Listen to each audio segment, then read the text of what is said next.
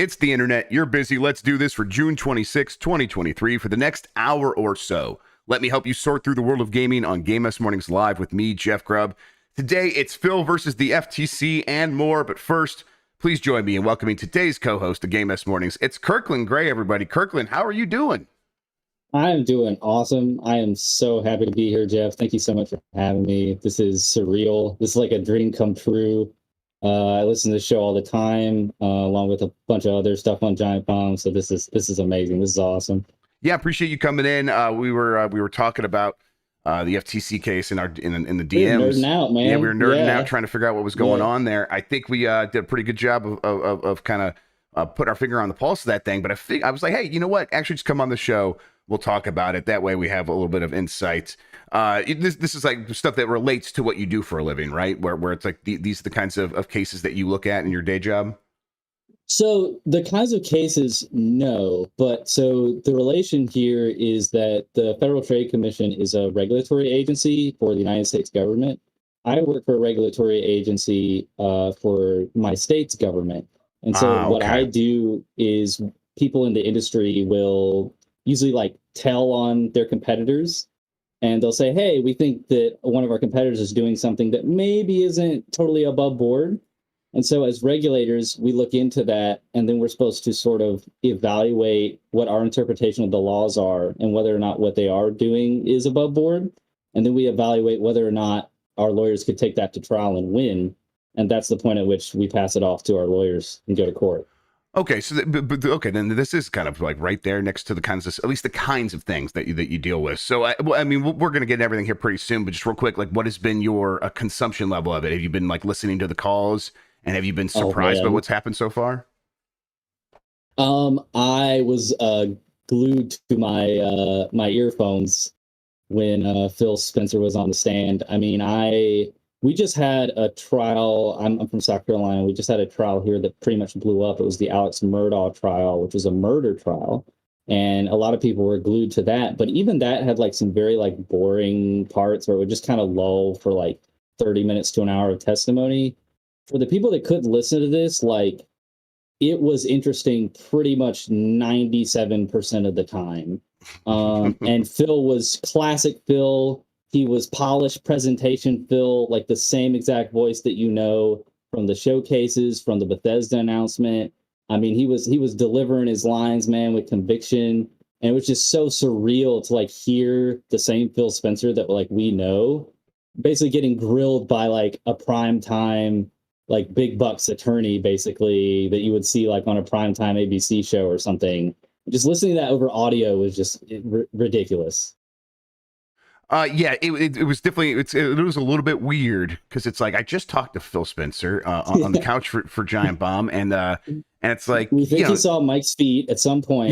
He probably saw Mike's feet, exactly, and now he's talking to the FTC in pretty much the same exact way that he talked to us. And I think for him, this has been a pretty, you know what, we're going to get into it. But I think it's been a pretty good strategy. Yes. Let me get through this intro, and then we'll actually get into the stories. All right, let's explain what we do here. Most weekdays, I, Jeff Grubb, will help piece your gaming life back together. That includes breaking news and maybe even some of our own original reporting.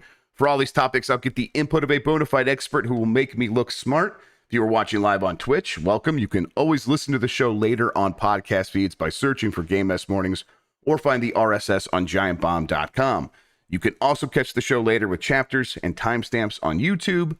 Hello, YouTube. Okay, we have a lot to get into, so let's start the morning mess with Phil Spencer swears under oath to keep Call of Duty on PlayStation. So we'll get into this. So you sent over a bunch of notes where like you were listening to this stuff. This is all from you for the most part, these elements here.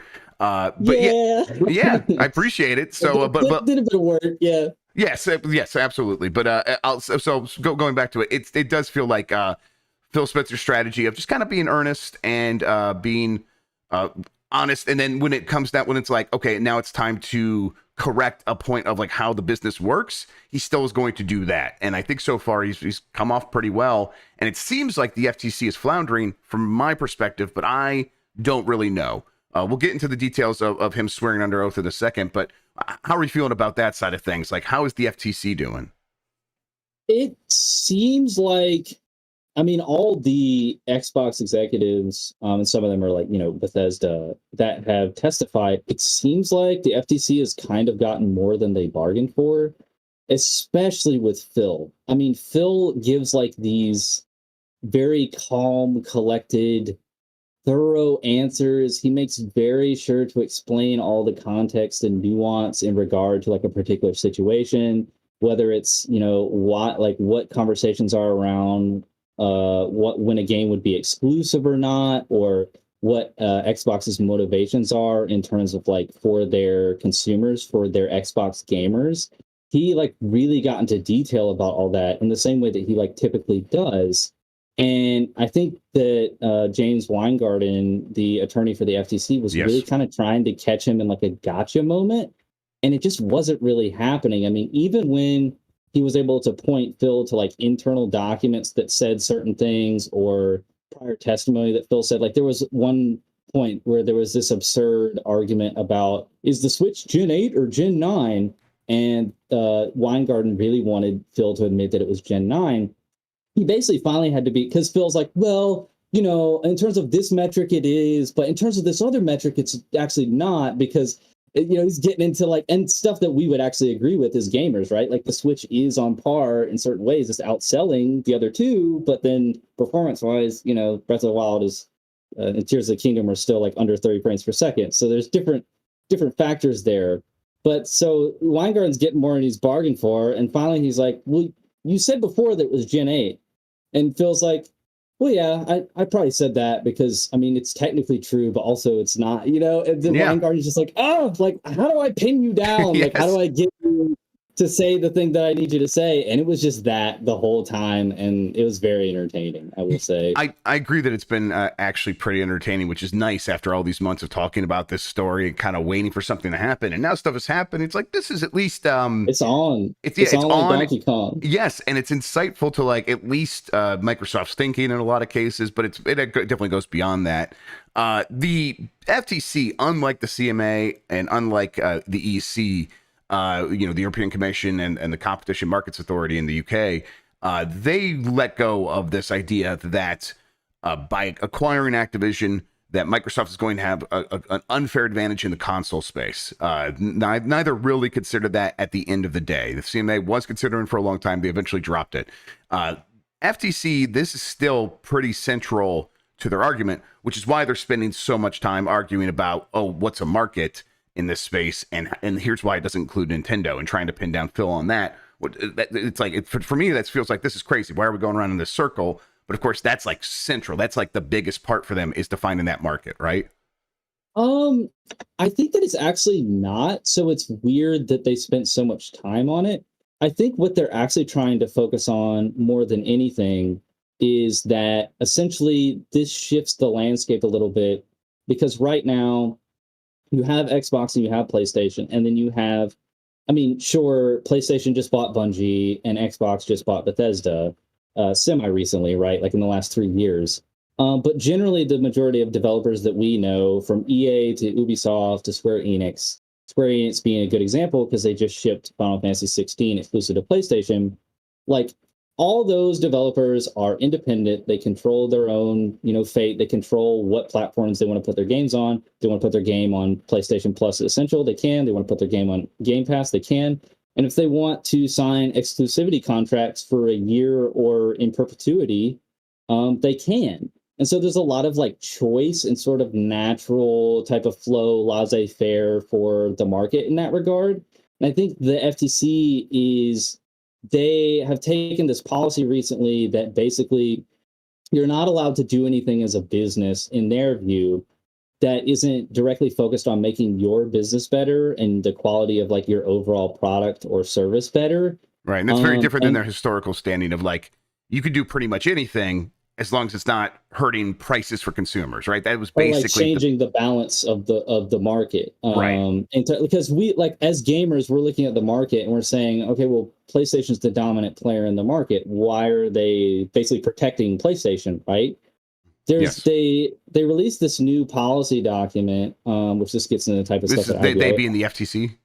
Yes, Okay. this gets into this type of stuff I do. I'm the one that drafts the naughty policy documents that says that we have more authority than we actually do for my agency. But they released this policy document. They said, yeah, so traditionally we've focused on making sure that there's sort of a balance, a level of fair and open and equal competition among all the players in a market.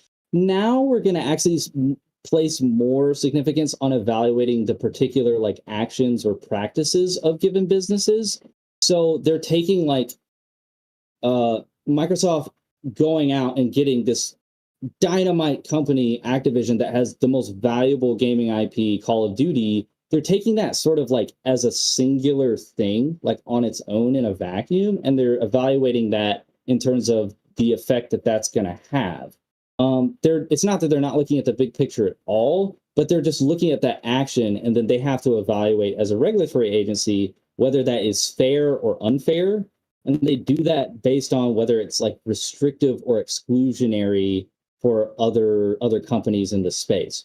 So basically, to boil it down to brass tacks, it comes down to a perception issue of, is Xbox really doing this to make their company better and make the product that they're offering better? They certainly used that as messaging when they did this with the Bethesda acquisition. But at the same time, there's an argument to be made that like if this is like a big game board, like you're playing a game of Risk, Xbox is just kind of sweeping over all the territories and saying, I'll take that one, I'll take this one, I'll take that one. And so the FTC is concerned, like, yeah, sure, Microsoft, you're saying that you'll give Call of Duty to PlayStation for the next 10 years. But right now, you know, Call of Duty, the makers of Call of Duty, Activision, just like Square Enix, they're free to negotiate any contract that they want right now. Right. You know, they have total independence. So why should we let you take control of that? And now you're the gatekeeper for, you know, PlayStation basically has to sort of, you know, pay tribute and say, oh, please let us have Call of Duty. And that's just clearly what Microsoft is kind of. Microsoft's going for that dynamic. I think the FTC is right to worry about that, because I think that's when they come back to the negotiating table, like let's say 2-3 years from after this deal actually does close, if it does, Microsoft will have a lot more leverage at the bargaining table, and I think that's a big part of what this is all about. I think that's, you know, there's a lot of big parts of what this deal is about, but that's definitely one of them. I wonder then, and again, we'll get into these stories in a second, but this last question before we do so. I want to get into this testimony because it's hilarious. Yes, there's a lot of good stuff in here. Yeah. Is the FTC in a position legally with its authority to argue this point? Because this is a policy change, but does it have the teeth behind that bite? So, as a regulatory agency, they are charged with doing what the statutes essentially say, making sure that they regulate an area of commerce such that they maintain the space, that everybody is following the laws and the laws are accomplishing what they're supposed to. With antitrust, it makes everything fair for everybody and nobody can gobble everything up, create a monopoly and control everything, because that's bad for capitalism. In that regard, they are kind of expected to sort of figure it out for themselves how they're going to do that. Like Congress basically says, your job is to make sure that everybody follows the laws, and we're kind of delegating that to you. You get to decide how you do that. In terms of does it have bite in the courts, that's the answer to that is neither yes nor no, because the courts are going to have to decide this. Like this is a change from how they were regulating before. So they're basically saying, they're putting their foot down and saying, we're going to be more strict about this. What about my camera? We're going to be more strict about this going forward. And they're just announcing that, like unilaterally, they're just declaring, we're going to be more strict now. Well, now it's up to Judge Corley to decide, do I buy into that? Do I think that's what Congress intended, is for the law to be that way, that they're supposed to be strict and aggressive and go after anybody that starts staking claims on that game board and taking pieces for themselves? Or do I think, you know, it should be a little more relaxed? It should be a little more hands off. You know, if Activision wants to be bought by a Microsoft, who are we to say that, you know, they can't get into that deal together? It's two American companies, it's a free country, right? So it's definitely, as with many issues, it's going to be up for the courts to decide, and we're basically seeing like precedent getting set in real time. So that's exciting from a legal standpoint. Yeah, that's what it feels like. We're kind of like, oh, things are being sorted out here with this new FTC and these new FTC policies. Things are going to be decided. Maybe the FTC's had a couple of chances at this, a couple bites of the apple on this one, where it has tried to be more aggressive. This is definitely the biggest one of these, though, and that it's doing that with Meta right now too. Yes. I think, and I think the chairman of the oversight committee in the House even just called out the chairwoman of the FTC and was like, she's guilty of abuse of power. I mean, like, so this is an ongoing thing, and it spans much further than our sort of bubble of like the gaming world. Yeah. But because we're in that bubble, for us, we're like, what are they talking about, man? Like, this just happened with Bethesda. It was primarily a good thing because now Xbox is getting better, which means PlayStation's got to step up their game. For us, we're really we see the competition. Yeah, and it makes a lot of sense. It's just a weird, government regulatory thing, right? It is. I mean, the FTC. Lena Khan has said this a bunch of times. Who's the commissioner of the FTC, and she believes that this is going to be better for the long term. And I'm always like, you know what? I think she's welcome to try to make this happen and do what she thinks is best for this stuff. Because we've had such a laissez-faire attitude from the FTC towards mergers for such a long time. It's like, what would more pressure on this look like? I think we're about to find out. Yes, and I think unfortunately for her, this case was always a really tough one for the FTC to make this point on, because gaming is so dynamic. But we've talked about that a million times before. Let's start getting into some of these specifics, some of this testimony. Phil Spencer swears under oath to keep Call of Duty on PlayStation. Here's just about an exchange. 15 times. What's that? About 15 times. Yes, he did. We got actually two stories back to back, kind of like going over this from a couple different angles. Here is the exchange. Beth Wilkinson, and is Beth Wilkinson their lawyer, Microsoft's lawyer? The counsel. Microsoft, yes, okay. She's lead counsel, yes, and she was very competent, if I can say so, yesterday. So seemed like it. So Beth says, if you pulled Call of Duty from PlayStation, would you anticipate a reaction from those consumers? Phil said, gamers are an active and vocal group. Xbox pulling Call of Duty from PlayStation, in my view, would cause irreparable harm to the Xbox brand. The lawyer then asked, so to clarify, Xbox will continue to ship Call of Duty on PlayStation. Spencer said, yes, we will continue to ship future versions of Call of Duty on PlayStation 5. This is where Judge Corley interrupted and said, you are testifying under oath that you will make future Call of Duty games on PlayStation 5. And then you have a note here, Kirkland, that says the judge asking this means it's significant to her decision. What do you base that on? So generally throughout testimony, the judge is just going to stay quiet and preside and observe, and is just taking everything in, internalizing everything. She's going to have the transcript to look back over when she's going to make her ultimate decision, right? And all the exhibits, everything that has transpired. But this is her, and again, she's just sitting there silent the entire time, unless there's an objection or something. She needs to do some judge stuff, right? Judge stuff, yeah. But this is her inserting herself into what is actually the, counsel has the floor, basically. The attorney's asking the questions. The judge wants to make a point of inserting herself into the testimony and saying, to be clear, because this is a big point for her if she's doing that. She wants to know, okay, what side did this fall on? Because this is going to be important to what my decision is. It's not that she meant to sort of tip the hat for that or tip her hand for that, but like, that's what this would typically mean. Otherwise, she would just stay silent and continue to listen. So she's saying, to be clear, you're saying right here and now, Call of Duty in the future is going to be on PlayStation. Just so I know, as pertains to my ruling on this preliminary injunction, that's a fact. You're saying that right now, that's not up for debate, because the FTC is saying in their complaint that you're going to hold off of Call of Duty, right? So I let me know right now, and you're saying for sure, okay? Yeah, and like if he was lying now under oath, he would face consequences, right? Yeah. So so like he understands that, and he was like, let me jump the fuck in. Here we go. He says, absolutely, I would do it. I will raise my hand and say it. I will do whatever it takes. We have no plans to pull Call of Duty. The judge stops him again. This man is broken. Yes, he says yes. And the judge says, putting aside I'll do whatever it takes. I'll raise my hand and swear on my firstborn son. Yeah, he's like jumping up and down, like, I'll swear on anything. You give me any holy book, I will swear on it. You can't handle the truth. Yeah. The judge jumped in and said, putting aside a plan, because, right, you could have any plan. But she's like, come on, for real, what are you going to do? And Spencer says, I'm making a commitment standing here today that we will not pull Call of Duty from PlayStation. It is my testimony. As you said, Sony obviously has to allow us to ship the game on their platform. But absent any of that, my commitment is, and my testimony is, that we will continue to ship future versions of Call of Duty on Sony's PlayStation 5.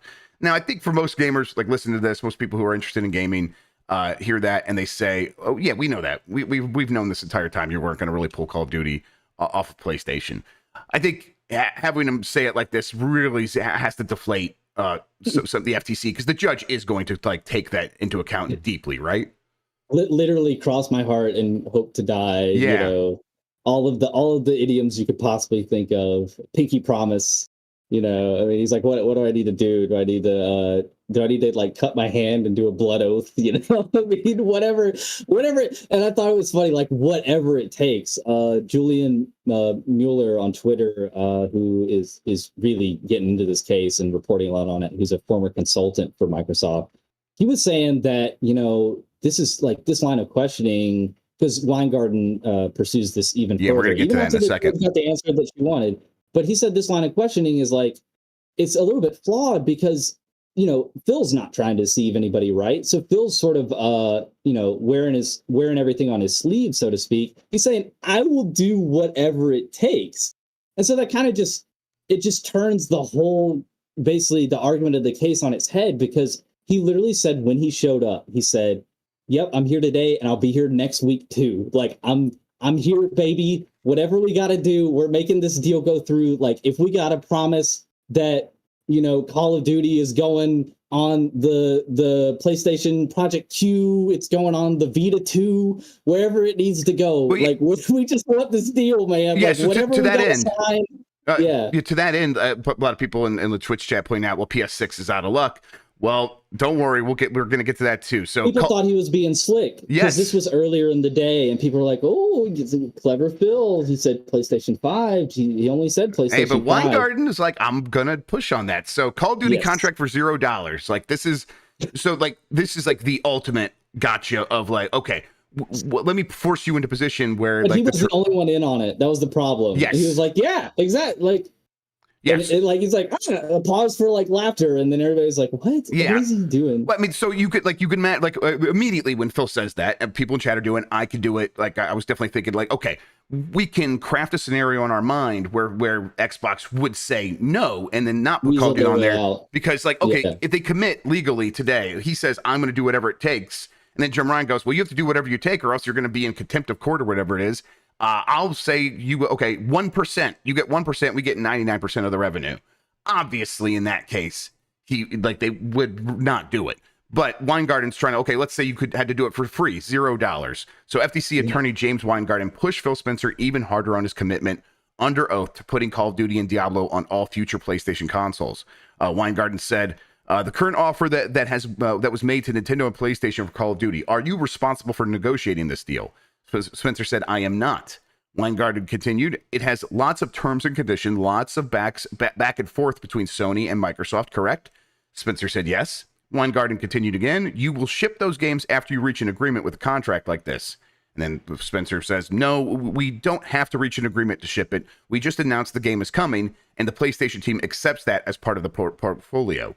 Weingarten said, and you'll ship them on PS5, PS6, and any future versions of PlayStation.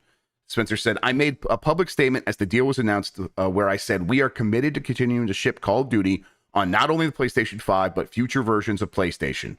Weingarten says, without knowing the terms of the agreement, can you say that under oath today? Spencer says, if you're proposing that Sony may change agreement terms, then yes, that may change whether or not we ship it. My goal is that we should ship Call of Duty on all versions of PlayStation. I don't own the future versions of PlayStation. I can't dictate if there are future versions of PlayStation. So I just want to understand exactly the question you are asking. cover all the bases. Yes, Like, right. Exactly. Like speculate about the future, work backwards from that to fit Weingarten's thing here. Weingarten says, "Can you swear under oath that you'll ship all versions of Call of Duty on PlayStation 5 and all future versions of PlayStation that will ship in the next 10 years without knowing what the terms are that the parties are going to agree to?" Weingarten said to the judge that Xbox couldn't possibly commit to that without knowing the terms of the deal, agreeing with her that Xbox wouldn't do it for $0. Judge Corley eventually seemed frustrated with this and said, "Why don't we move along?" Because again, he's just trying to fit this version of, he's trying to create a version where Phil has to say, "No, I will put it out." I don't have this in the doc, but she was like, "Well, no." He said he can't testify to this, and she's like, "Well, no, because they obviously wouldn't do it for $0. So what are you getting at?" And he goes, "Exactly." like it was like a punchline, you know? Like he's like, "Yeah," and then like nobody got it. Like he was trying to say that basically Phil was, you know, full of bull crap because you can't promise to do a contract that you don't know the terms of. That's like saying, of course, you know, I'll come mow your lawn, you know, regardless of what you'll pay me. Yeah, no matter what. Yeah, I'll mow it for, you know, 365 days of the year or whatever. And I don't know anything. I don't know. You could your lawn could be 20 acres. I don't know. You know, like you can't do that. So he was basically trying to say this is meaningless. Like him swearing under oath doesn't amount to anything. We can't trust him. So there is a little bit of, I don't want to dunk on Weingarten the whole time because he's doing his job. But there is a little bit of credence to that in that apparently when the EU was reviewing the Bethesda merger, which I don't even think the FTC went after, it just got some flack from the EU. Microsoft said, we're not going to make all the games exclusive. Well, we know how that turned out. I mean, they literally got on a presentation floor and said, we're here to make games exclusive for Xbox gamers. And obviously there's some exceptions. Like, you know, are they talking out of both sides of their mouth here? But he's definitely pushing it too far, and it's backfiring for sure. Yeah, it's I think, you know, someone in chat's like, can you define a good faith effort? Like, yeah, the Diano Chung, it's like, yes, like I think when you ask a question like this, the assumption is both sides are negotiating in good faith. Under those conditions, do you plan to keep bringing PlayStation to the PlayStation 5 and 6 and beyond? And it's like, well, clearly he's answered yes. So Weingarten was forced in the situation. It's like, well, what if it wasn't good faith? It's like, oh, okay. What is he supposed to do? $0. Yeah, exactly. Nothing. You get nothing. Swindled. The Bobby Kotick owns all your property. And yeah, exactly. Like Bobby, but you have to like clean. You have to shave Bobby Kotick's back hair every day. That's part of the deal. So okay, maybe I wouldn't do it then. So this continues just a little bit more where Weingarten asks, all right, now will you commit to bringing those games to the PlayStation Cloud? And the judge didn't even let him answer this. She seemed pretty fed up at this point. What was, at least, you know, I don't know. Was she fed up at this point? Well, wait, what was this? Like when this happens, how do you read the situation? Was she fed up or was something else going on? Because I don't know. It seems, it's from the outside, it looks like the FTC got a little bit smacked around, but did it? This is a good time to clarify that like all this is paraphrasal because you and I are like listening like as much as we can to like this audio feed, right? They're just going a mile a minute, you know, like what did they say or whatever. So a lot of this is from Derek Strickland on Twitter, Rebecca Valentine. Shout out to her and Imran, they're so cute. Rebecca Valentine on Twitter, and who am I forgetting? Destin Legary has done some really good videos on this as well from IGN, obviously. So a lot of this is like cobbled together from that, and then like my actual listening to the thing, you know. So this is the best transcribing that could possibly be here. But so no, this was like a moment that there was some commotion. Apparently there was an audible like oof in the courtroom. Because she shut this man down basically, but he was like kind of trying to move along, but then he was like, but one more thing though. Yeah, okay. but what about cloud though? You know, and she said, "Oh, you're still stuck on this. You have to move along." No, okay. Because he had even asked, I don't know if it's not in here, if it's coming later, but he had even asked, "What about Diablo? You make sure Diablo's on PlayStation 2?" And he was like, "Yeah, sure." You know, he's like, I'm already bought in, man. Like whatever you want. Overwatch 3, Diablo 7. You know, like PlayStation can have it. Jim Ryan can have, you know, a signed copy of it, like up on his wall or something, you know, whatever he wants. Yeah. So at this point, she was like fed up, and remember, she stepped in to get the clarification she needed, Right. you know, before the lunch break. She was like, all right, just making sure you are testifying under oath that you'll do everything in your power. You know, because these things are very like hours apart. It felt like one happened. They were, yes. Yes. So it's like they had been circling these things for a long while. time. Okay. Yeah. And she was like, I already got what I needed. Yeah. So we're human beings. We're wasting time. To present a case to me. Why are you going on and on about something that I already know where we stand. I already know where Phil stands. You know, he's already said it's his goal to do this. He's going to try his best to do this. I don't know what else you're trying to do, but it's a waste of my time, and it's not going to help me decide this case. So we're moving on now. Okay. We're also going to move on here. Phil Spencer's testimony reveals motivations behind the deal and more. Phil says that the exclusives are a major threat, and talk about PlayStation exclusives. The deals they signed, yeah. Yeah, the deals they signed. While talking about this, he said that the console wars are a social construct. So he's getting a little bit, like he's getting into his feelings there a little bit. And then he said... Still got the shirt? Or did you take it down? I meant to take it down. I'm going to take it down. Yeah, I'll wait for my cease and desist. Go buy the shirt from Jeff. Yep. It's really good. He then said Xbox is in third place before answering questions about Sony. Weingarten, is it fair to say you view Sony as an aggressive competitor? Spencer, Sony as the market leader is Sony as a market leader is an aggressive competitor. Weingarten, do you believe Sony PlayStation is hostile to Xbox's survival? Spencer, yes. Phil testified that Sony is hostile to Xbox's very survival. I believe right now one of the biggest risks to Xbox's survival is Sony paying development teams to keep content off Xbox. And then he said to that end, Bethesda was in talks to bring Starfield exclusively to PlayStation 5. And it's gonna be just like Deathloop, just like Ghostwire. Exactly. Have it's like we had heard those reports for a long time. Again, going back to Imran. Imran reported that stuff years ago. It turns out that was a big motivator here. We're like, okay, well, we're going to go in there and try to do something about that. And actually, the most cost-effective way is to just buy up that company and make them first party. That all lines up with what we've heard this entire time, right? Is that is that stuff that like moves the needle at all for the FTC or the judge? Where it's like this all just sounds like two companies competing and one company using its resources to compete a little bit harder. Is that compelling? So there's two prongs to the FTC's case. There's the shift in the balance of the market. Basically, they think that this acquisition is going to shift Xbox to almost being even in terms of the control that they'll have in the market, if not more. You know, as this continues on, they're able to influence more things by controlling the biggest brand in the business right now, and the fact that would substantially lessen Sony's ability to compete and Nintendo's ability to compete, although they want to exclude Nintendo for some reason. And then the other side, like I said, is that they're just looking at this from the standpoint of, all right, this is an action that Xbox is taking. Is it meant to make Xbox their product of greater quality, or is it meant to target Sony directly? And so on the first point, I think that this kind of plea that Phil's making, or this may not be a plea, but he's earnestly saying, like, look, they could kill us off if they really tried hard enough. You know, they're signing all these deals. We don't get all the talk right now is about Final Fantasy 16 right now. I mean, a week ago it was about Diablo. Imagine if Diablo was exclusive, right? And he also said, like, at the same time, like, getting exclusives for Microsoft to do the same thing the way PlayStation does it is actually more expensive for Microsoft because PlayStation is the market leader. So the offset would have to be even more.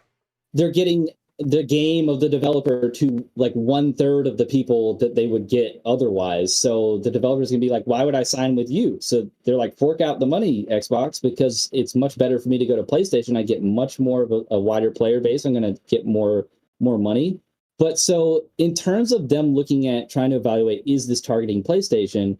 I think on that front, while this earnestness from him helps with the competition aspect, because they're saying we're behind, we need to catch up, we need this to be equal and fair, you know, like that helps Xbox. But in terms of, is the act targeting Sony?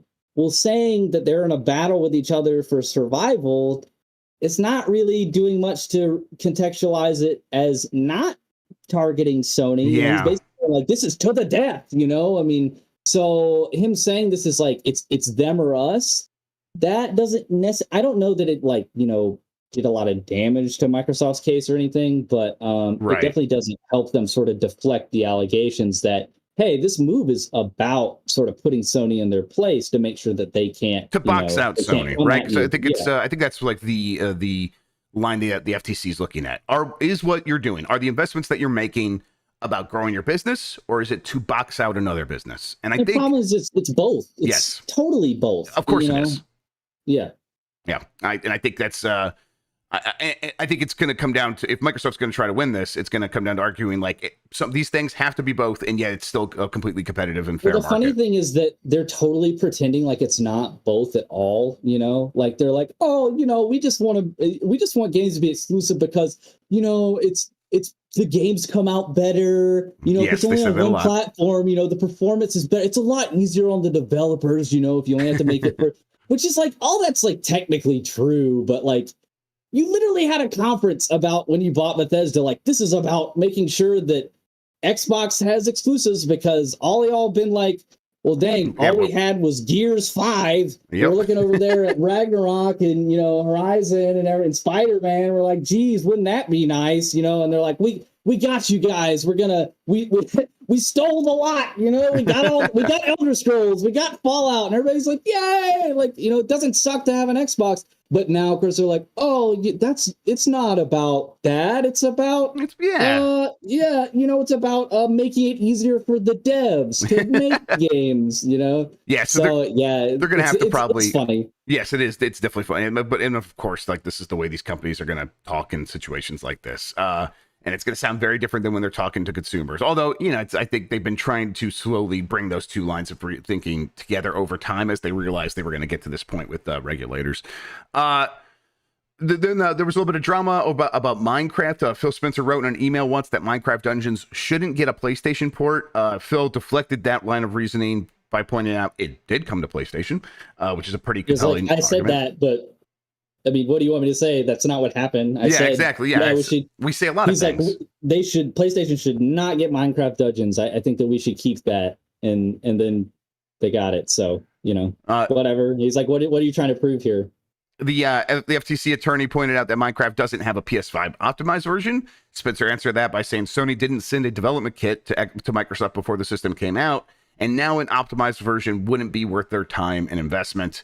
But Phil pointed out you could play the PS4 version on PS5. So again, it's not like they're boxing it out. I think that's I don't know if I fully buy that, because it's like, you know, you do optimized versions late all the time. But the FTC lawyer trying to make it sound like it was an explicit sort of retaliation at PlayStation.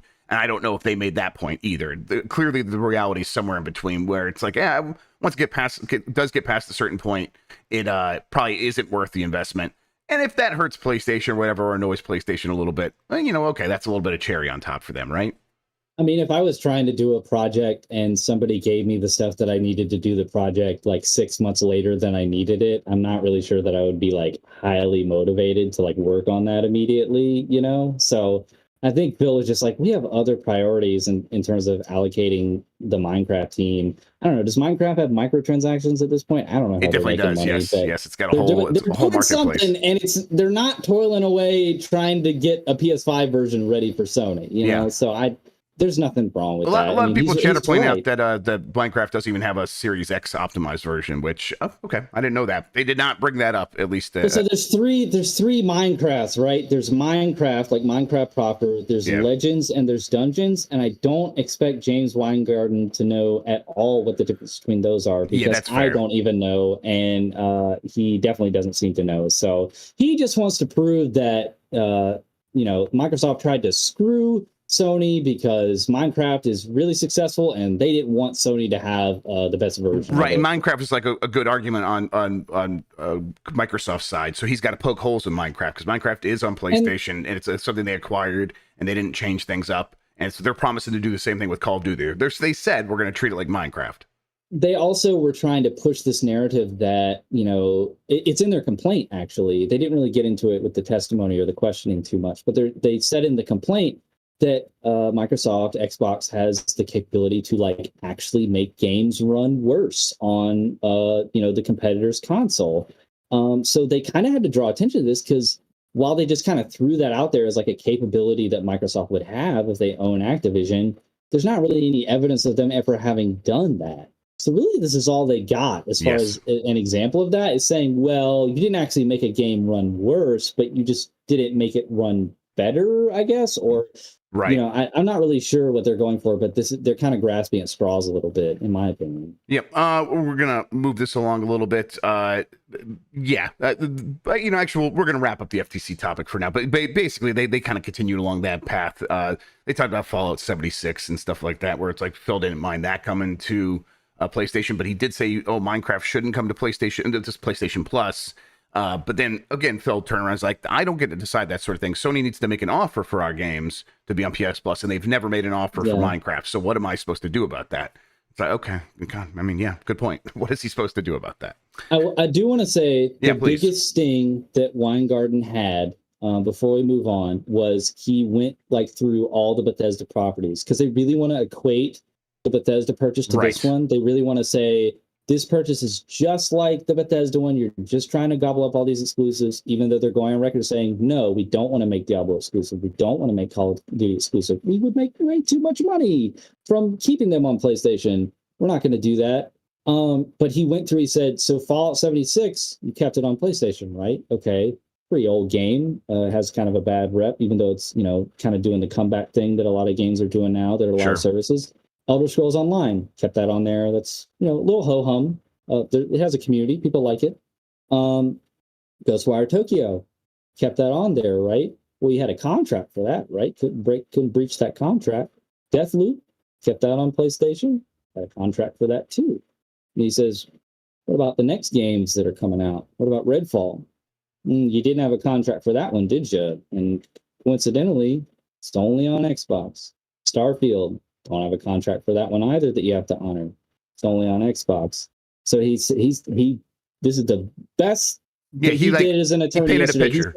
Is it not true, Mr. Spencer, that he didn't actually say that? But it was close. He had a tone the whole day, I will say. Yes. He was like, is it not true that absent, some sort of contractual agreement, these titles end up exclusive to, the terminology he used was they end up skipping PlayStation, is how he worded it. And Phil kind of pivoted on that. He said, look, I announced when we acquired Bethesda that we would evaluate on a case-by-case basis. I believe that still holds true. They talked about Elder Scrolls 6. Phil was like, that's not even coming out for another 5 or more years. He might have no idea. Legitimately, Phil Spencer might not even be CEO of Microsoft Gaming at that point anymore by the time that game comes out. If this trial goes on much longer, he's gonna retire and go live on an island somewhere. He's already been one of the longest serving heads of one of these companies in a very long time. The stint is usually not this long unless you are, of course, Yamauchi, a family CEO of Nintendo for the third generation leader or whatever. Barring that, he's been doing this job for a very, very long time now, actually, going on basically almost 10 years. So the idea that he's going to be around after year 15, 16, when Elder Scrolls comes out, of course he can't speak to that, but yeah. Overall, this is so far, it seems like Microsoft has answered most of the biggest points of contention. The case is going to continue. They said when are they going to get back and start doing more of the broadcasts where we can actually hear them answering questions later this week? Is that what it is? I think the hearing resumes tomorrow. Okay. All right. Tomorrow morning. And it concludes on Thursday. I think closing arguments on Thursday. That's what I remembered. That's what it is. So yes. And then they were like, how long should closing arguments be? And then in August, we're going to be doing this again because I don't think that she's going to grant the preliminary injunction, which means that they will close the deal. Yes. But the FTC is still going to try to basically retroactively say that it's barred. The FTC's mandate doesn't really have anything to do with before or after a deal. They tried to stop before a deal because that's easier, but they still have all the regulatory power before, after, during. It doesn't matter what state any sort of deal is in. Phil's gonna have to put on the suit and tie again and go to DC. Fucking go. And then he might retire after. Yeah. Absolutely. All right, let's we went long on that topic, but I liked it. Let's get to these last few stories. Starfield Collector's Edition will not include an actual disc. From Chris Moyes at Destructoid. Bethesda confirmed that the Constellation Edition of its upcoming space opera Starfield will not contain an actual disc of the game itself and will instead feature a download code for the chosen platform. The publisher noted this controversial development in a tweet from its support team. "Hello," said the team, responding directly to a fan's question. "All physical editions include a code for the chosen platform. There are no physical discs." That tweet has since been deleted from Twitter. The community understandably responded unhappily to the news, with some decrying the return of non-physical physical editions, while others pointed to the continued slant toward a future where archiving games becomes a much more difficult venture. So what's happened here is they put out that tweet where they're like answering someone's question about physical versions, a disc version, and they said no physical version's going to have a disc. They deleted that, and then a Spanish version of the Bethesda support account said the standard version comes with a disc, but the collector's edition does not. That's super weird. It's weird. It's actually a little bit less weird than no version coming with the disc. I think selling people a disc like that helps get people over the hump. You would think, a couple cents to print a disc, even if the disc is just like you still have to download everything. People just like having that disc, so they are sticking to that. But I mean, we're moving in the direction of a discless future. I mean, this, if it wasn't going to be this game, it's going to be a game 5 years from now. Elder Scrolls 6, like that might not have a disc. It might just have a code. I don't know. How do you feel about that? Are you a physical game collector? Oh, for sure. I was going to say, what was it? It was Rebirth that was announced that has 2 discs, right? We got Horizon, Winrest. It's got 2 discs. Yeah. Got 2 discs. Cyberpunk. Yeah, there we go. We got our props. Hell yeah. I love this. Two for the price of 1. Red Dead Redemption. Yeah. Okay, so yeah, 2 right there. So they can't even give us 1, Jeff. They can't give us 1 disc. So the collector's edition even comes with a steelbook, right? Yeah, or at least it's in the advertisement. That's not that uncommon though. What do you put in the steelbook? The little card. That happens before though. People like a lot of these collector's editions will come with steelbooks that are empty, and you're supposed to like go out and then buy the version again, the standard version, and then take the disc and put it in the steelbook. For my boy. Oh, check that out. I'm sorry. I'm so sorry for continued loss. Yeah, people are really upset about this at first. I think they're still mostly upset about it, but just because they can feel things changing. Yo, you need help, kiddo? Okay, yeah, I can turn on. Yeah, I can turn on for you. I'm getting I'm forced to turn on a game here. She just shoved the controller to my face. All right, what do you want to play? Here, handle this, Dad. Handle this. All right, there you go. All right, there we go. She's gonna play some Mario. Oh, man, kids. Okay. But yeah, the discs are definitely feel like they're on the way out. And this is just like it didn't happen this time. But I just think it's weird that it's like the Steelbook edition. Like I don't know. I mean, that's so weird if there's a Steelbook that doesn't have a disc in it. That's strange. If they did the Alan Wake thing, Alan Wake 2, I think, came out and said that they were just gonna go digital. That's right. Like it's easier for them to publish that way. Yeah, that makes sense. But you can't. I don't think you can have a collector's edition with a steelbook and a watch and all. They already did the thing with the bag with Fallout 76, where the bag was like poorly made. They just give us a disc so you don't look bad. Like, I think that's the good point. That's the best point right there. It's like a lot of companies have started doing that, where like the steelbook without the game, and then like Nintendo will sell the special edition of a console and doesn't come with the game. You still have to go buy it separately. I think they are getting collectors used to like you're here for the collectors bullshit. The physical side, the digital collector's editions are like the deluxe editions that cost like $90 to $100, and it literally comes with nothing other than like a digital art URL and the soundtrack. It's like what am I actually buying here? I don't know. So the whole point is the physical media and to have things, like that you can put on a shelf or something. So yeah, I mean, I guess you don't necessarily need a disc for that, but I understand why people are upset. Yep, me too. All right, Batman, sticking with this theme, Batman Arkham Trilogy for Switch only includes 1 title on the game card. This comes from Liam Doolin at Nintendo Life. One of the third-party highlights of the latest Nintendo Direct earlier this week was the announcement of the Batman Arkham Trilogy coming to the Switch this fall. As exciting as it is, some new information about the physical version is now surfaced. The Switch version's FAQ has revealed the hard copy will only include Batman Arkham Asylum on the game card, with the other 2 titles, Batman Arkham City and Arkham Knight, requiring a download. That's also pretty normal for the Switch. companies don't like you spending money on those big carts those big cards that have like 16 to 32 gigabytes. It gets really expensive pretty fast. So like we'll just do one game and then you have to download the rest. Although again, the people are pretty frustrated by this. Do you think like for the Switch 2 that Nintendo might switch up the format it uses so that this isn't a problem anymore? Or do you think they're just like, no, let's just do digital versions, and that's where people can keep doing this? What do you think? Do I think that they're going to switch up the formula to be more efficient? This is the company that used game cartridges when PlayStation 1 was using CDs, that used very small discs for no apparent reason when they put the GameCube out. No, I don't think that they're going to do anything efficient or innovative. Nintendo's going to Nintendo. They're going to do whatever they want to do. I have a bone to pick about this, though. I'm curious if you have an example of another Switch game that has done this.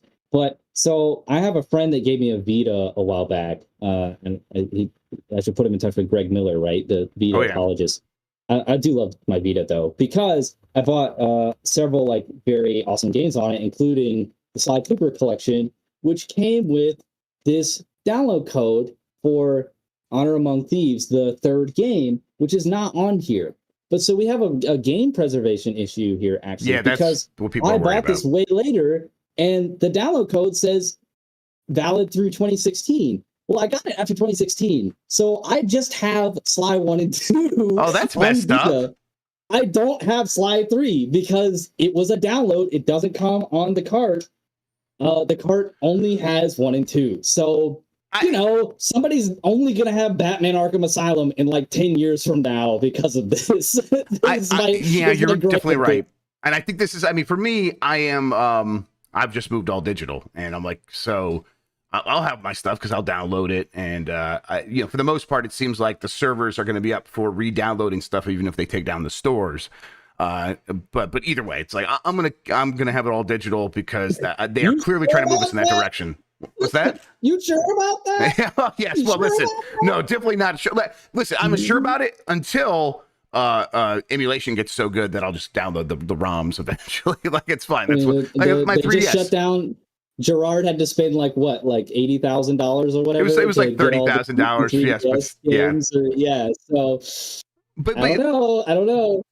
Yeah, I will like that's what I did with the 3DS though. The 3DS I had everything digital, and now the 3DS is you can re-download the games you own. You can still do that. That server is still up. But I'm also the store's down. I can't download Sly 3. No, but Sly 3 you're out of luck though. 2016, you got to look at those things, those fine details. You're supposed to pay attention to the fine print. Why would they even do that? I don't. It was like it's dumb. 2014 to 2016. That's a finite window, Jeff. Okay, it's a really finite window. What if I want to play Sly 3 outside of a 2-year window? Come on. You can go to hell if that's what you want to do. You should have been there day one, and then the Vita would have actually meant life. Sly, you gotta download the game within a 2-year window, Sly. You've only got 2 years to download it. Wow, and you failed that mission. Well, way to go. All right, let's hit these last two stories. Blizzard DDoS attack brought down Diablo IV this weekend. This comes from Chris Moyes at Destructoid. Blizzard Entertainment was hit with a huge DDoS attack this weekend, which ensured that several titles, including recent release Diablo IV, were offline and unplayable for an extended period of time. The DDoS attack has since passed, and the dungeon crawling sequel is, as of this writing, fully playable once again. While players started noticing issues late Saturday, the attack was first noted by the studio itself on the morning of Sunday with a brief message posted to Twitter saying that the team was currently investigating an issue affecting our authentication servers. What this does is apparently it was causing a lot of lag, a lot of latency, and a lot of disconnection issues. Blizzard always gets hit by these DDoSs. I can never tell what it's for. I never know what it accomplishes, but I guess it annoyed a bunch of players. But it is back up and running. It has nothing to do with their internal work culture. No, you would think that would be the thing that would push people, but no, I bet it's something much dumber than that. Actually, that's fair. That's very fair. I saw Paul Tassi tweeted about this. He was like, "I don't think that I've ever seen a company just be like, hey, we're being DDoS right now. I think Blizzard's done that. I think they've said that before, but maybe I'm misremembering. I could be misremembering. All right, last story. Sonic Superstars gets a release date, according to GameStop and Target. This comes from My Nintendo News. Sega has yet to officially unveil the release date for the eagerly anticipated Sonic Superstars. Though popular U.S. video game retailer GameStop has Sonic's new 2D adventure penciled down as releasing on Tuesday, October 17th. Interestingly, that's the same week in October when Super Mario Brothers Wonder's releasing. We're finally getting it. Sonic versus Mario 2D games. Back. Same week. I think Sonic stands a real chance. No, it doesn't. It doesn't. Yeah. Sorry. That game looks pretty too. The superstars, Yes, it does. the character models and everything. It looks good, but I mean, Mario won before. He'll win again. Sure. R.I.P. My boys, Tim Geddes and Blessing. We're Sonic fan for life. We're over here in the corner just crying our eyes out. Yep, they should. Sonic's going to eat shit that week. Just wait for it. I can't wait. Sorry, I love Sonic. Sonic's fine. That's fine. I'm just Sonic Mania 2. Let my Mario freak flag fly a little bit. Definitely a Mario fanboy over here. But God, October, man. I mean, yes. Mirage on the 13th. Lords of the Fallen also on the 13th. Alan Wake 2 on the 17th. Spider-Man on the 20th. Now we've got Mario and Sonic after all that. I mean, it's insane. You guys are going to have a tough time in the games media. I'm looking forward to it. I love to just play games nonstop and not see anybody else in my life. That's great. It's like November's still mostly empty. Someone should do something about that. Put a game out in November for once. Maybe that's what it is. Like half of them are going to get delayed. Yeah, maybe they're all like delay planning. They ought to. That would be smarter than what they have been doing. So. All right, let's see. I have a poll question that I asked earlier today because we forgot to do it last week. We'll get to it right now. For Metal Gear Collection Volume 2, how do you think Konami will include Metal Gear Solid 4? 38.3% say a full port is coming, and that's the number one answer. 35.3% believe an emulated PS3 version will get included. Then 21.4% say Konami won't include Metal Gear Solid 4 at all in that collection. And 5% say it'll be a cloud version. I feel like it's totally going to be something like out of left field. Like it'll be like Volume 2 is like Peace Walker and like some other stuff. And then in Volume 3 is going to be the Sons of the Patriots. It's like, oh my God. Yep. Konami would totally do something like that. Sean in chat, Turbo Sean, who edits our social stuff a lot of time, did a really good one that popped off on TikTok. Everybody go follow us on TikTok. Sean, you could drop the link if you want there for everybody in chat. He points out that Konami is not going to be the first company to release a commercial emulator for the PS3. I think that's probably right. I think that they are, if they're going to do this, it'll be some weird thing out of left field, or it'll be an actual port and they'll just do the work now. But, Konami has had a lot of luck recently of doing collections, so they have a lot of experience, like licensing emulators or whatever they end up doing for those games a lot of times, which is, they definitely are doing something with emulators. They're probably not going to be the first company to do it with a PS3 emulator. I think that's probably right. I want to believe that they're getting serious, like with the Metal Gear Delta, and they're going to Bloober Team. They're like, hey, we think that you guys can do this better than we can. I want to say that they're actually being earnest about getting these IPs back out there and quality rather than just doing a cash grab. But I'm probably going to get proven wrong, so we'll see. All right, I'm going to put up a new poll question. And while I'm doing that, Kirkland, why don't you tell people where they can find you on the internet, where they could follow anything you do, all that good stuff. You guys can follow me on Twitter at Warmer Gray. It's like Warm Gray, but warmer. WARMERGRAY. I'm also Kirk the Gamer on YouTube. Haven't really been making any content, but I might if you guys follow me. And also, if you guys do follow me on Twitter, I really, really want to take and pass the bar exam so I can become a licensed attorney and work on cases like this and help companies like Xbox. But to do that, it costs money, and I'm going to put a GoFundMe on my Twitter later. And if you have literally just like $1 or $2 toss my way, that'd be great. If you're making ends meet, please don't feel obligated at all. But if you are comfortable enough, I'd really, really appreciate it. Help me out so much. Thank you. All right. New poll question is going to be, who's going to win the October 2D platformer showdown, Sonic or Mario?